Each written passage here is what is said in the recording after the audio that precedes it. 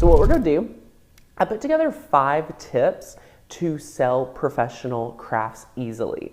And I added the easily part because a lot of us have thoughts and feelings around being able to sell our crafts, and that it should be hard and it should be overwhelming and it should, it shouldn't come easy. I want to talk about what it would be like today if it was easy, right? How to make it easy for you or easier to get the result you want. So I'm super excited about that. Throughout the entire new make section, my heart and vision that I took this right here and gave it to Alicia to run with it, because I truly believe that Alicia was the right one to make these trainings. This morning I spent time watching these trainings again just so they were fresh on my mind, and to see her passion, to see her heart, and to see that she taught from a different angle than what I would teach from was actually really inspiring. And I think you as a creative as well will get inspired, because y'all, I got inspired. So I know that you all at home will get inspired. So if you're in Design Make Sell, take time this week to review those trainings. This is the new make section. But what I'm super excited about is to talk through these 5 tips, because what you're going to notice that in all of these tips is really changing our thoughts and feelings around our business and around selling our crafts. And I truly believe that if you are not selling your crafts or you're not getting the result you want, you have a feeling about that is holding you back. So what I love about this new make section is Alicia is walking hand by hand with you to validate your crafts, to call out the different areas of the craft that you may want to bring up before you start selling. So now what I'm so excited about is that even if you are someone that says, I think of myself more of a beginner or a little bit above beginner, and I still don't feel like my crafts are ready to sell, you are now a perfect candidate for Design Make Sell. And the order of operation I would go through, if you have already taken the program, if you're joining today to get those workbooks, anything like that, I would take the make section. You're going to complete that within 2 weeks, all right? And in 2 weeks, you're going to start with me on the selling section, because once you can go through all of the training of make, you are going to be able to confidently sell. And that's when I get to work with you. That's when we get to perfect your pricing. That's when we get to put yourself out there, and that's the order. Number 1 is the biggest thing that helped me start selling my crafts and knowing my worth. So when you get started, I want to talk to you all about confidence. Confidence, confidence, confidence. If I could be a coach for one thing, I would argue it could be a confidence coach. So what confidence really is and why it's so important is because if you do it wrong, you are going to feel like you are impersonating someone, or you are not being truthful, or you are not, feeling any negative thought. Confidence is not you necessarily faking it. Confidence is not you not knowing what you can do and you were just shooting for anything, right? Confidence is right here, very simple. Confidence is knowing you can figure it out. That's it. Confidence is knowing you can figure it out. So a lot of people, when I talk about confidence, their thought about confidence is, oh my gosh, I would be lying, or oh my gosh, I would be cheating someone. No, that's not what we're asking for. Today, I want to encourage you to believe you can, because you're halfway there. So my favorite thought and my favorite, saying is believe you can and you're halfway there. Okay? Believe you can and you're halfway there. That's how you're going to sell professional crafts easily, because you're going to believe that you can. Having confidence is knowing that you can handle it, knowing that you can steward it well. And you can take this and apply it to selling crafts. You can take this and apply it to getting a new job.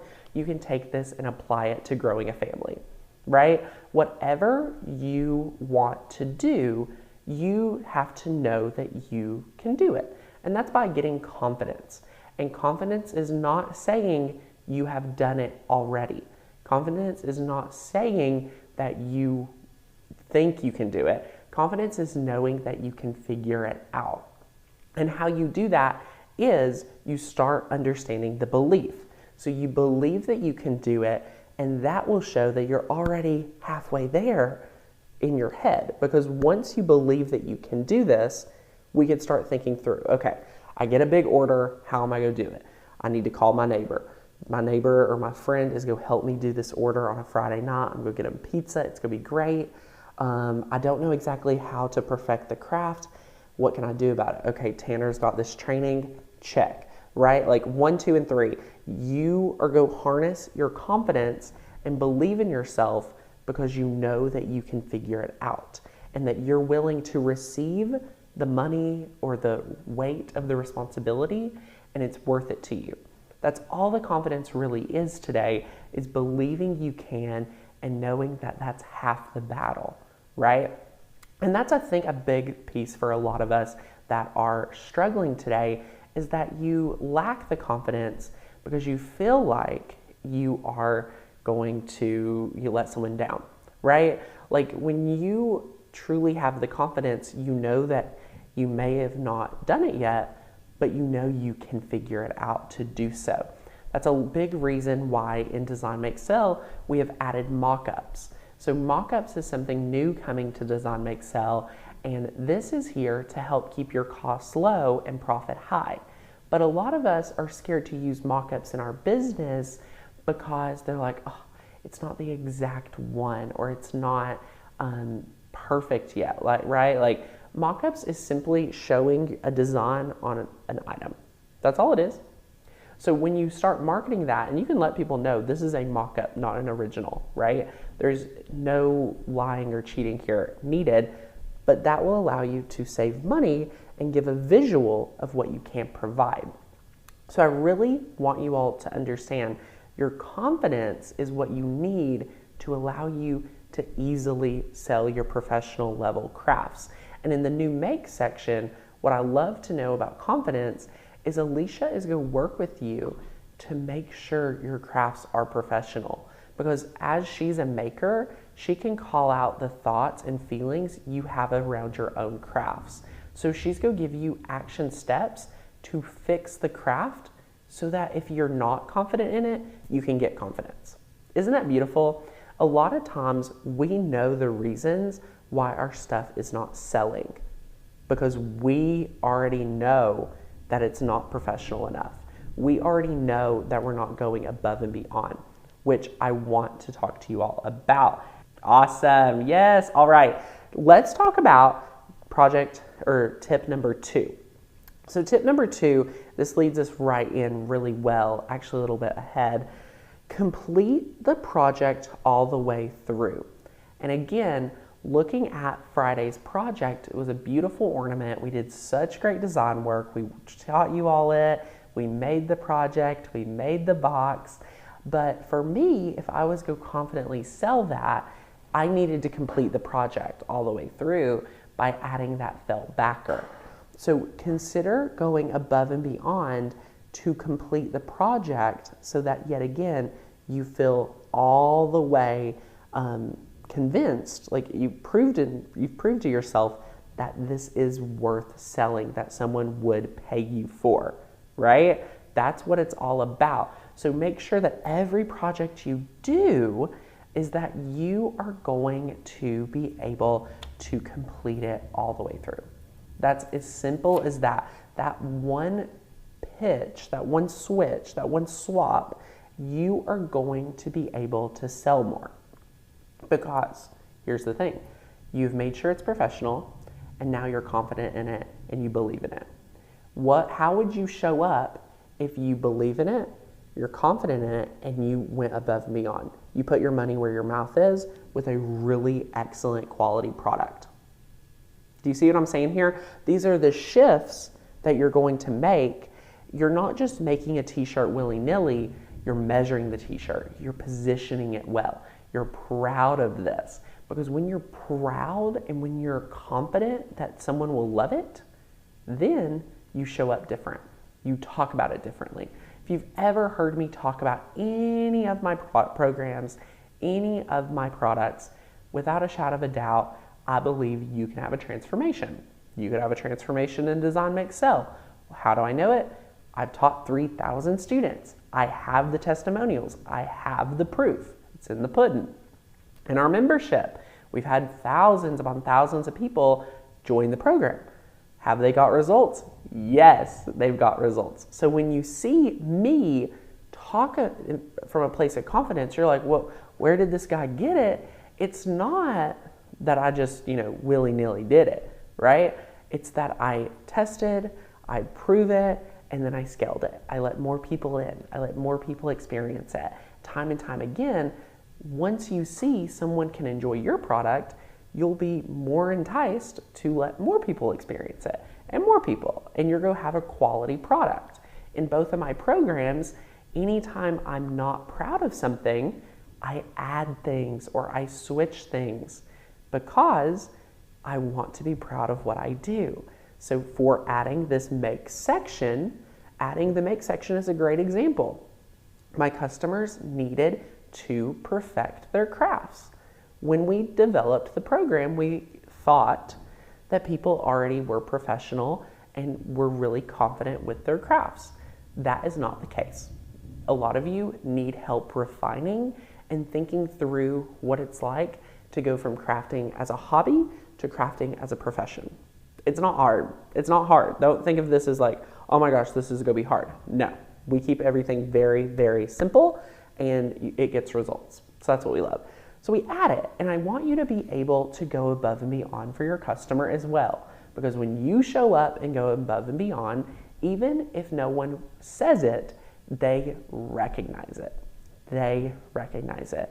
So that is tip number 2. So tip number 1 is confidence. Believe you can, and you're halfway there.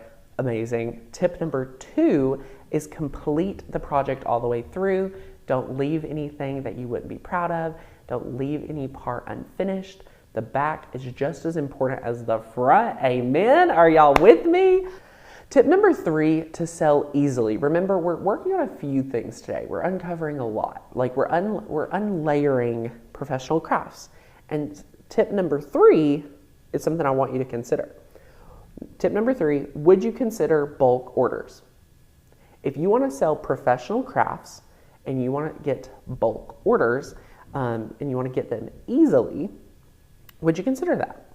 How does that make you feel? What does that look like, right? So if you would consider bulk orders today, that could be a way that you can easily sell more and make more because you're doing repetition at that point.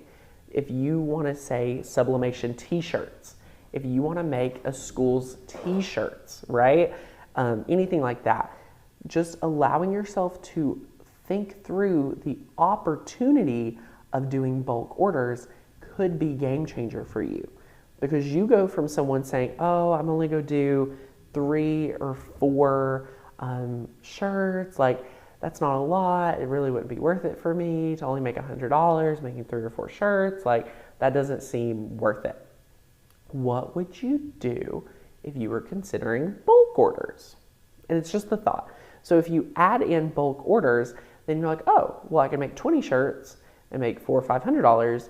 That really entices me because I could do 1 order a month and I've made my craft budget. Stuff like that. So consider doing larger bulk orders for other businesses, nonprofits, et cetera, because then you get to focus on what you're best at. You spend less time communicating with 20 customers. You have 1 to do 20 shirts. So tip number 4 is very similar to everyone's scared of bulk orders, okay? Well, number 4, and I want you to write this one down. This is like your thought. If I could give you all one thought today, if I could give you one thought that was like, I need to really think about this. Because I assume if you're here, you love learning with me, you want to sell your crafts more, anything like that. This is for even people that are not actually go sell their crafts, believe it or not. Actually, this is probably for people. This is for anybody that wants to sell their crafts. What is your unfair advantage? Meaning, what can you leverage that you already from your past to give you an unfair advantage today? For example, I'm a real estate investor. I've been investing for 2 years. If I was looking at my unfair advantage, would you say my unfair advantage in the world is crafting and growing a craft business that I have 12 years experience, or would you say it's real estate, where I've only been investing 2 years?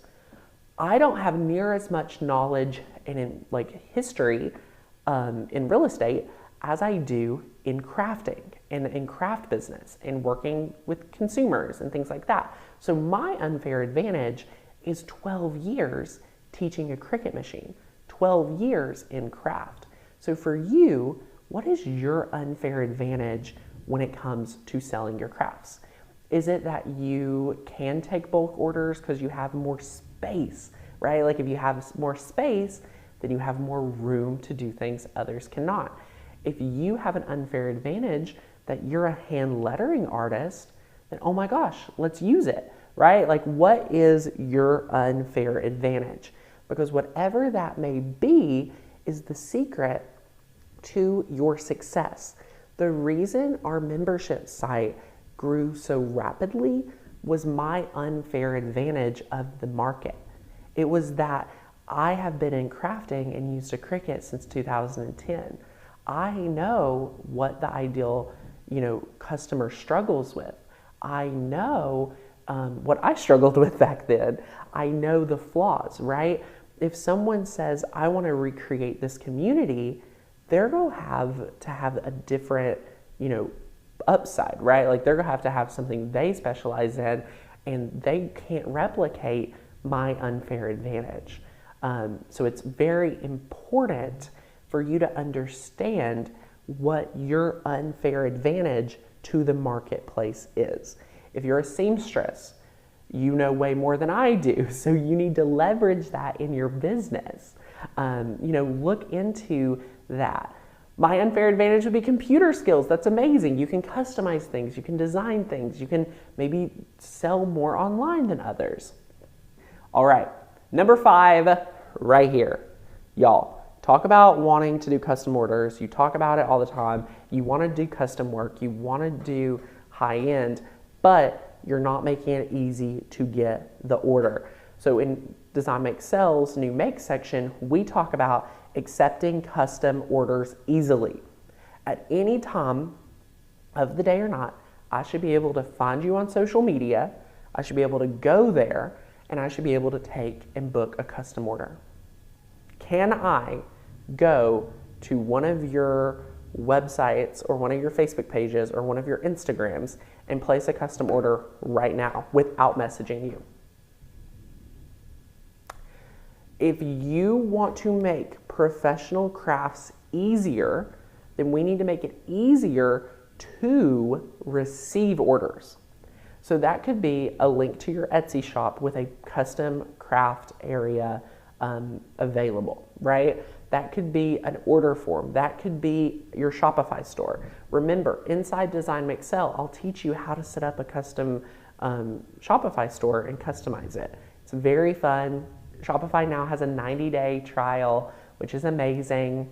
That is number 5. So to recap, confidence is number 1 and it's key. Number 2, complete your projects all the way through so you believe in them and that they're amazing. Step number 3 or tip would be consider bulk orders so you do less and make more. Tip number 4, leverage that unfair advantage, which we all have because we all have life experience. We all have amazing careers and it's so much fun. And number 5, accept custom orders easily. If you want to make it easier, automation and processes will help remove you from the business, which will allow you to make more and touch more and make it a lot easier. I wanted to have a conversation around the 3 things that you or that are holding you back from selling your crafts? Because I think a lot of us just need to have this conversation to kind of get some thoughts flowing for us to really push us through that. Courtney shared with me something so good that I'm going to read to you all from someone on Facebook that shared, and I think it's going to really hit home for a lot of you. So I'm super, super excited.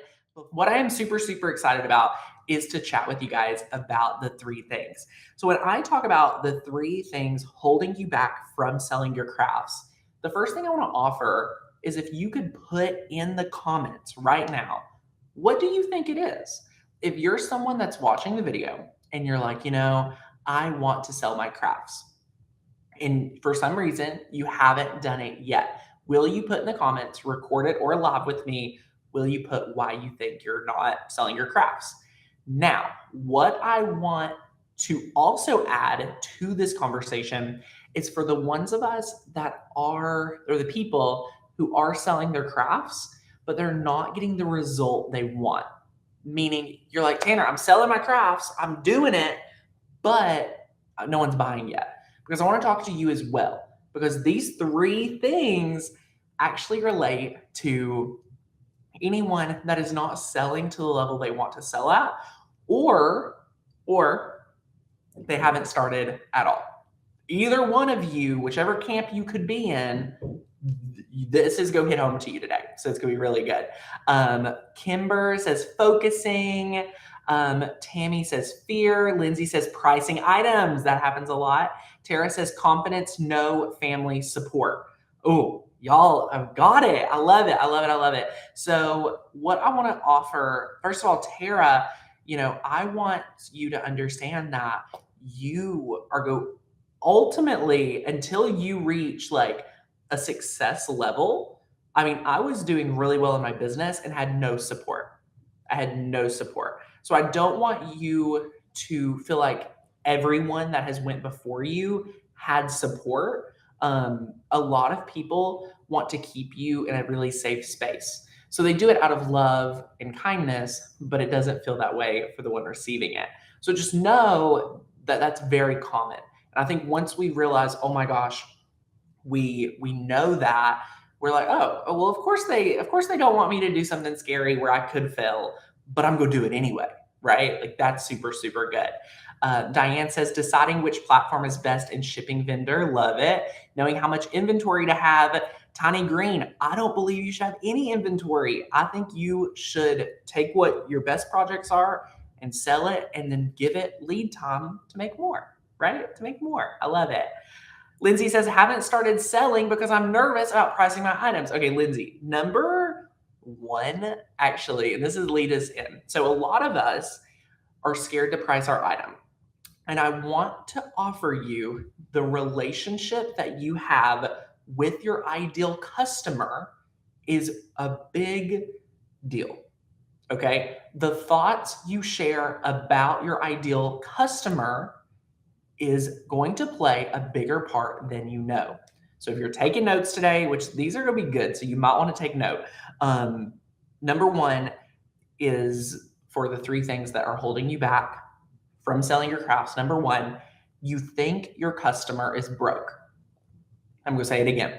You think your customer is broke, right? A lot of us think about our customer and think, oh my gosh, they have no money. Oh my gosh, they can't afford me. Oh my gosh, we're creating drama around a situation that isn't actually happening. We as the business owner, we as the person wanting to sell our stuff is the one going out there and creating that relationship. No one told us, no one said that, right? We have created this theory. And what I want to share with you is what I was saying Courtney read to me, so I'm going to read it to you. It was a Facebook post by Julie Dolan. I don't know them, but it says, value yourself. A bottle of water in the supermarket is worth 50 cents. The same bottle in a bar costs $2. In a good restaurant or hotel, it can be worth up to $3. At an airport on the plane, you may be charged $5. The bottle and the brand is the same. The only thing that changes is the place. Each place gives a different value to the same exact product. Okay? Same exact product. I want you all to remember that. When you feel like you are not worth nothing and everyone around you belittles you, change places. Do not stay there. Have the courage to change places and go to a place where you are given the value you deserve. Surround yourself with people who appreciate your worth. Don't settle for less. And that was Jeff Rock Sr. All right. So, what this is saying and how this applies here in this instance, because I truly, truly, truly believe more of you need to hear this. Just because one person said that they can't pay you more than $5 doesn't mean that that's everyone. And this could apply personally or in your business, okay? Whichever one. I can say this about some of my friends. I could say this about some people I've worked with, like customers, right? Just because someone is not agreeing with you does not mean you're overpriced. I think a lot of us are holding on to one customer. I think all of us are holding on to one conversation. And instead of moving, being like, hey, I don't want to serve this person who doesn't value me, we're doing the opposite. We're saying, oh my gosh, I need to lower my price. Like, oh my gosh, they're right. Oh my gosh. No, you need to go to the airplane. You need to go to the restaurants. You need to go to the fancy hotels. Same product, my friend. Different group. All right. You want to have a great relationship around your ideal customer. You want to have thoughts that, oh my gosh, I am saving my customer time. Oh my gosh, I am helping my customer. I'm helping them have a home they love. I'm helping them be the parent that they want to be. Positive thoughts. So as you have fear that you're not able to charge what you want, if you have fear that, oh my gosh, they're going to not like that price, or oh my gosh, this or that, you want to acknowledge that, and that this will happen. This happens to me, and I serve thousands of customers, right? This happens to me all the time. I get worried and insecure, but you just want to acknowledge that and say, no, what do I really want to think about my customer? Chances are you want to think, I'm helping them, I'm serving them, they're happy to work with me. And then you could think about why.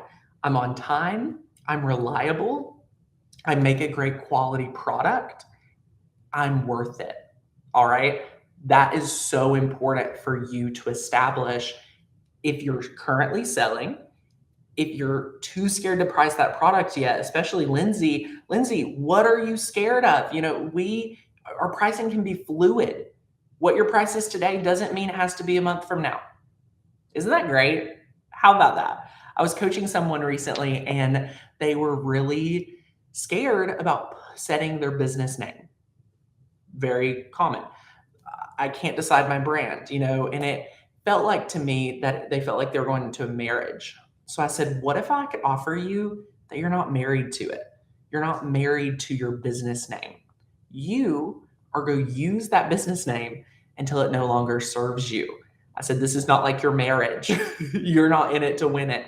I said, I've had to rebrand myself more times than I can count. I would literally forget about them if I started going back and being like, before Maker's Gonna Learn, before Little Crafting Your Day, before Tanner Bell Designs, like going back and like thinking of all the other reinventions I've had. It's fluid. So what I want to let you know is, like, when you're the business owner, you can change your business, you can change your name, you can change your price, because you're in charge. And I think a lot of us are really worried about making it perfect, but we want to do it like faster than trying to perfect it, because it'll never be perfect. So, but how you will get to perfection and how you'll be in the art of perfecting is charging something. So charge what you can today, whatever you can sell yourself on. Okay, if you're taking notes, this is a good one to know. You want to charge what you truly feel good about. So if it's $10 today and tomorrow you're like, whew, I did it. This is a $20 project. Now you know. And you didn't lose $10. you gained an experience, right? Like it's really, you're wanting experience and you want to charge something. That's it to get started. Very important. All right. Here is what I want to share with you guys to really go out there and really think about what you're doing. So a lot of us are here and we're like, oh my gosh, I want to sell my crafts. I'm wanting to do this. Like I think I can do this, right? What I want to offer for number two, and something I see very common, is that you don't have anything to offer. All right. Number two is you don't have anything to offer. Spoiler alert, spoiler alert, spoiler alert, spoiler alert. If you are here today and you do not have anything to offer, it's going to be really hard to sell it. All right. If you do not have anything to offer your customer, they're not going to be able to buy anything. And this sounds really like basic, but I want to tell you, what do you offer? Like if you could put in a comment right now, what do you offer? 2 or 3 things. What is it?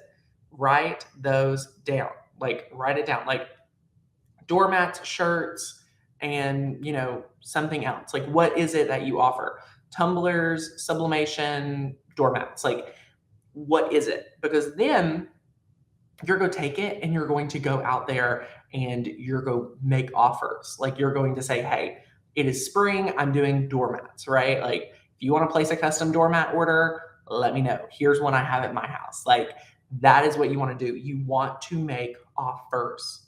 It is so, so important to know what you're going to offer someone, so that if you start talking to them about your Cricut and you talk to them about their crafting and your crafting, and they're like, oh my gosh, that's so cool, I'd love to work with you. You could say, hey, well, actually, I can make t-shirts, I do doormats, and I do, something else. Like whatever it is that your core offer is, that's what you want to have. Does that make sense? Like you really, really want to have something to offer, because if you just say, oh yeah, I make stuff, a lot of times that's not enough. It's not sticky enough. It's not making them like be like, oh, okay, yeah, I need that, right? Like you want to know what you're doing. And again, similar to what we're talking about before, you're welcome to change. You're welcome to try a bunch of stuff and you'll find that one thing that popped out. You'll find that one thing to stand out. And it is so, so good. Pam says, I make mini scrapbooks. It costs $85 just in product. I can't imagine paying that myself. To make any money for my time, it would have to be a higher price. Pam, I want to offer you that if you are building a quality book, if you are able to provide value, these grandmas and moms out there that are wanting to document their babies and the growth and their first year, people would pay you $200 if it meets quality, right? If it's something super unique. As you know, it takes a lot of time to do it. I would see if you could get your cost down to $45, $50. What could you do to make it more cost effective, right? More cost effective, to really make it scalable. Like I think you could charge $150 because you're giving a whole book. Like what would be the offer, right? Like, could this be like, let's document your baby's whole first year? Because if that, is the case, I would be like, oh my gosh, I'll send you all my pictures. You're going to have them printed. You're going to do all this amazing work. And I just pay you. Like people want convenience. This is the era of Amazon Prime and 2-day delivery. People don't have time to craft like we do. People don't have time to create like we do. So that's one thing I want to offer you, is that you and we are crafters that have craft rooms. This is a beautiful craft space. All of our spaces are beautiful. Not everyone has a Cricut. Not everyone has time. Not everyone has money for the machines and things. And a lot of people don't want to do it themselves. It's unbelievable that because we love it, there's people out there that don't. There's people out there that will just love the result that you have for their kid to have a custom Easter egg basket, right? Like you have to understand you're not your ideal customer. I think we forget about that. How to come up with the optimum amount per size to sell t-shirts. Is there a formula? So are you saying like how many you should have on hand and things like that? Like, is there a formula to use? Optimum amount per size. You want to say, hey, here's my shirt. What would you like? What size? And give time for you to go out and get a black t-shirt, right? Like, you know what I mean? Like you shouldn't have a bunch on hand unless you just feel really comfortable having 3 of each color, right? Like, or 3 of each size in simple colors like black and white. You're more than welcome to have a stock, but it's not necessary to sell. Like, I think we tell ourselves like, oh, I have to have stock. I have to have stuff made before I can sell. No. If you have it, if you've made it for yourself, that can be your photo and you can go out and sell it. And if somebody places an order, you can have a deposit and then you can go order another shirt. Or you can swing by Target. Or you can go pick it up at Walmart or Hobby Lobby. Or, you know, like we'll figure it out. Yeah, right? So good. So, number 3, are y'all ready for this? Are you ready for this one? Here is where I want to call a lot of you out with love. And I really want you to understand this. If you were saying you sell your crafts and you're not getting the result you want, or you haven't started yet, this relates again to both of you. You won't put yourself out there. You will not put yourself out there for many reasons, right? We can tell ourselves a beautiful story, right? Oh, I don't want to put myself out there. You know, I'm uncomfortable. Being uncomfortable, my friend, I don't think is a good enough reason if you have a desire to sell your crafts. I believe that your result of selling your crafts and making an additional side hustle, supporting yourself to pay for your crafts, supporting, you know, your expenses or whatever you're wanting, whatever your why is, my guess is that your why at the end would be worth it for you to get uncomfortable, right? Like if we just, instead of talking about putting ourselves out there, if I asked you the reason why you want to sell your crafts, are you willing to get uncomfortable? Most of you would say yes. Tanner, I will get uncomfortable because at the end, it will be worth it, right? You know, to make $500 a month, to just guilt-free shop. Do you know how many students of mine just want to have a guilt-free crafting experience so that they do just a little amount of work each month to pay for their new supplies, to pay for the new toy, to pay for the new machine? I'm here for that. To pay for your hobby through your hobby is insane, right? Is insane. I love it. So when I ask the question, would you be willing to get uncomfortable to get to that result? Almost every time people say, yeah, I'll get uncomfortable. Okay. Well, for number 3, if you're not willing to put yourself out there because it's uncomfortable to you, you're not following your work. You're not following through that you would get uncomfortable, right? How many of us are constantly like, oh my gosh, I tried selling my crafts. This is one of my favorite stories people tell themselves. I tried selling my crafts. Nobody wanted it. I tried. Nobody bought it. This is my other favorite. It's too saturated. Too many people. Not enough room for me. Somebody's already doing it. These are the stories we're telling ourselves to keep us not putting ourselves out there. And I want to you understand that we all have been through it. I've told myself this story of like, oh my gosh, there's already other Cricut educators out there. Oh my gosh, think about it this way. If I had told myself that story in 2017, saying, there's already people teaching Cricut, there's already people, has done it, there's not enough room for me. How many of us have learned something from a video I've posted, right? Like, I know you've learned stuff because you hang out here, you're watching, you're consuming.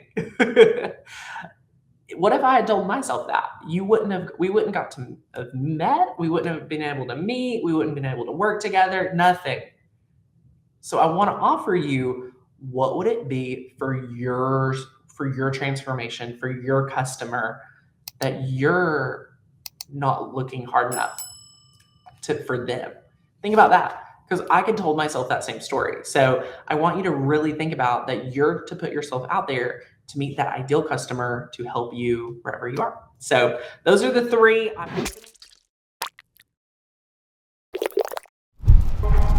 Hey everyone, Tanner Bell here. Welcome back to the Makers Gonna Learn YouTube channel. I am so excited for today's video because we're gonna talk about if I had to start over today, my plan to go full-time in crafting.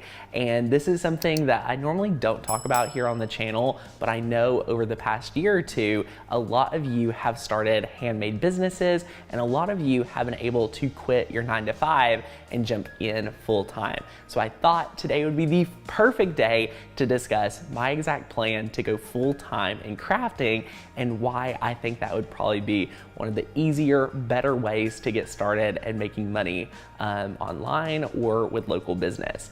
So first things first, a lot of you at home may be saying, Tanner, you don't even make and sell items for your business every day. You're correct.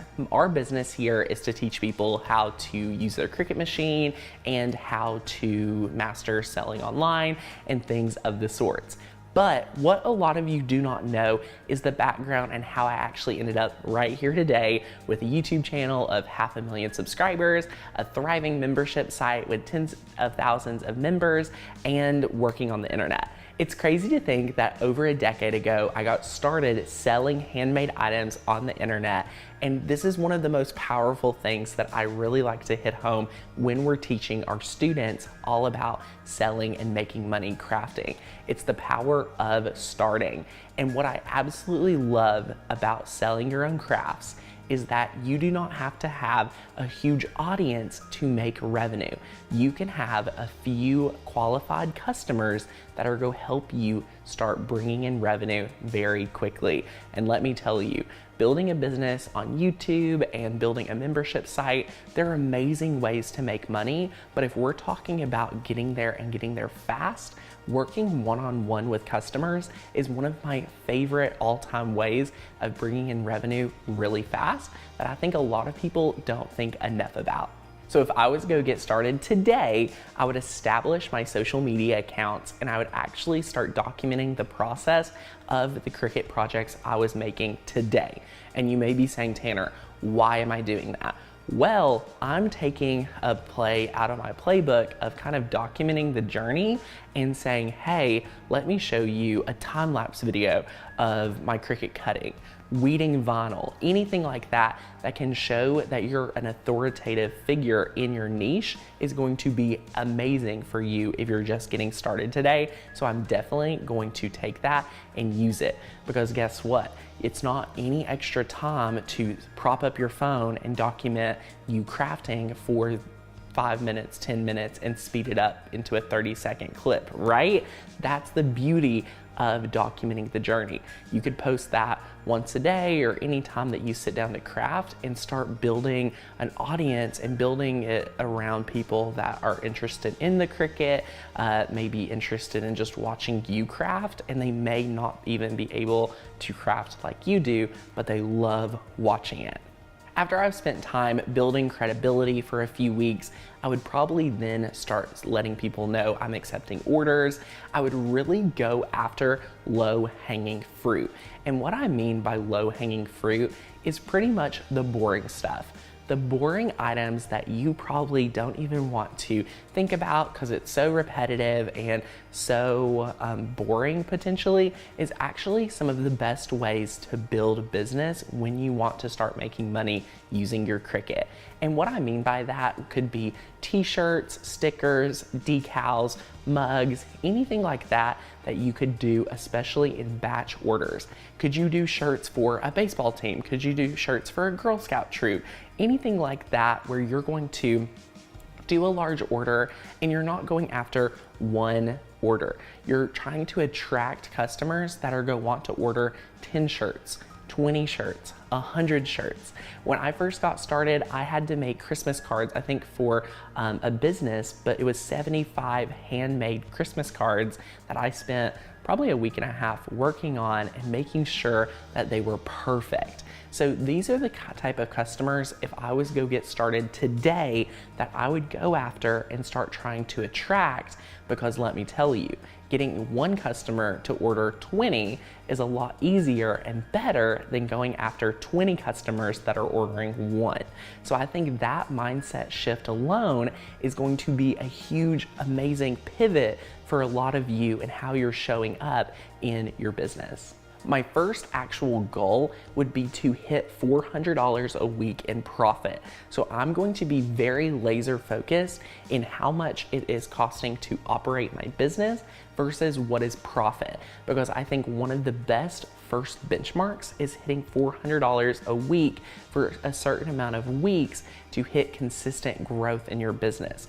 You want to get consistent orders, but you also want to be hitting consistent profit margin. I want you to really be laser focused in your numbers. One of my favorite things I talk about time and time again, and I truly believe this, if you do not have profit in your business, you actually don't have a business, you just have a really expensive hobby. So I want you guys to spend more time looking at the books, looking at what you're spending in your business instead of just saying, oh, I love this, I would buy it anyway and spend the money. It's good to be educated to know what you should be charging and how much your profit is for how much time invested every single week. Once you have benchmarks and once you have a goal of what you want to make each month or each week, I think in addition to knowing what type of customer you're looking for, it's going to help you be intentional with your time.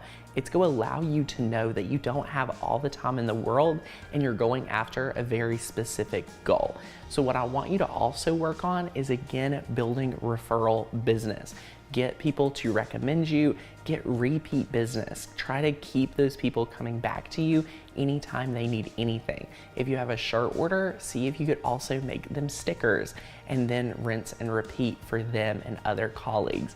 Let me tell you, word of mouth referrals are the best way of business, and that's actually how I work with a lot of people. If I know a colleague that had a good experience with them, I'm 10 times more likely to work with them as well. So really hype up referral business and maybe have some type of reward or have some type of gift you give when someone refers someone. I don't know, but I would really focus on that because being able to build referral business is a lot cheaper and a lot faster than having to build a social media presence and things like that, for example. As I would continue to work on the low-hanging fruit, the easy orders, those bulk orders, I'm going to continue to rinse and repeat this process as many times as it takes.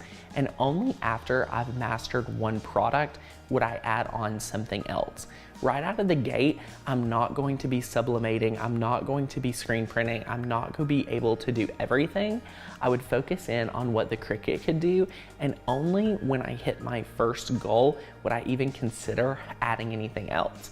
A lot of people right out of the gate want to be able to offer everything, and that is not going to allow you to focus in on anything. So I want you to be very careful as you guys are planning out how you're going to maybe quit your 9-to-5 and start crafting full-time inside your home.